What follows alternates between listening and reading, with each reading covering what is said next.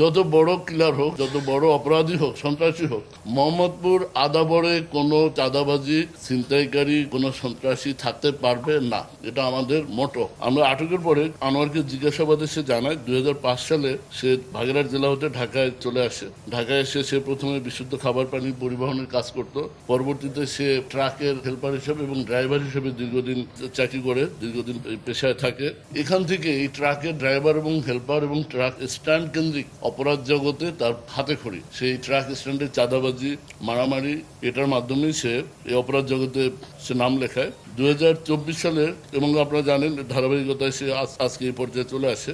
তার এরিয়া হলো, সে যখন এই কবজি কেটে যখন ভিডিও টিকটক করে যখন সামাজিক যোগাযোগ মাধ্যমে ছড়িয়ে দেয়, এরপরেই সে তার কুখ্যাতি চারদিকে ছড়িয়ে পড়ে। মোহাম্মদপুর, ঢাকা উদ্যান, চাঁদ উদ্যান, নবীনগর হাউজিং, চন্দ্রিমা হাউজিং, আদাবরের শ্যামলী হাউজিং, সেক্ষেত্রে নবোদয় হাউজিং এলাকা তার নিয়ন্ত্রণে। এই এলাকায় সে আধিপত্য বজায় রাখে এবং কিশোরদের ব্যবহার করে মাদক, অস্ত্র, ছিনতাই, চাঁদাবাজি সহ অন্যান্য অপকর্মগুলো সে নিয়মিত করে প্রচুর টাকা পয়সা অর্জন করে। আমাদের একটা শর্ট ভিডিও আছে, সেখানে সে নিজেই স্বীকার করেছে যে আমি 3টা কবজি আমি নিজে কেটেছি। বাট আমরা জানি সে যাবৎ 7 থেকে 8টা কবজি কেটেছে, 7 থেকে 8 জনের কবজি কেটেছে। তার ব্যাকআপে হলো অ্যালেক্স বাবু, আপনার নাম শুনেছেন। এছাড়া তার বিভিন্ন মোহাম্মদপুর আদাবর হাউজিং এরিয়াকে সে বিভিন্ন সেক্টরে ভাগ করে এই সেক্টর কেন্দ্রিক এই অপকর্ম, চাঁদাবাজি, খুন, ছিনতাই এগুলো পরিচালনা করে এবং প্রতিটা সেক্টরের ইনচার্জ আবার কিশোর গ্যাং লালন পালন করে।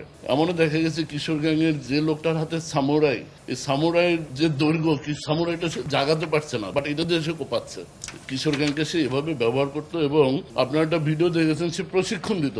মানে 2জন অ্যাডাল্ট ছেলেকে একটা ছোট 12-13 বছরের বাচ্চা সামুরাই দিয়ে কোপাচ্ছে দিনে দুপুরে, এবং সে বিহাইন্ড দ্য সিন প্রশিক্ষণ দিচ্ছে। হ্যাঁ, জোরে দাও, ডানে কোপ দাও, বামে কোপ দাও, এভাবে। এই ভিডিওটা আপনার ইউটিউবে আসছে, আপনারাই করেছেন।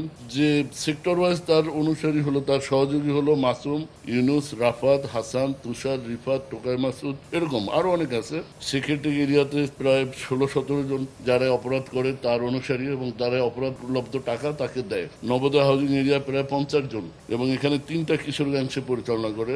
একইভাবে নবীনগর, চন্দ্রিমা হাউজিং এর তার সদস্য প্রায় 60 জন।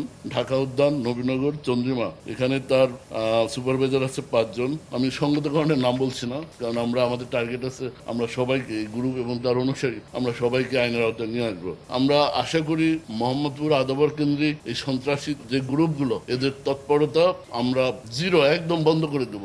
এখানে যত বড় কিলার হোক, যত বড় অপরাধী হোক, সন্ত্রাসী হোক, মোহাম্মদপুর আদাবরে কোনো চাঁদাবাজি, ছিনতাইকারী, কোনো সন্ত্রাসী থাকতে পারবে না। এটা আমাদের মোটো। আমি আগেও বলেছি, আমরা এই উদ্দেশ্যে কাজ করে যাচ্ছি।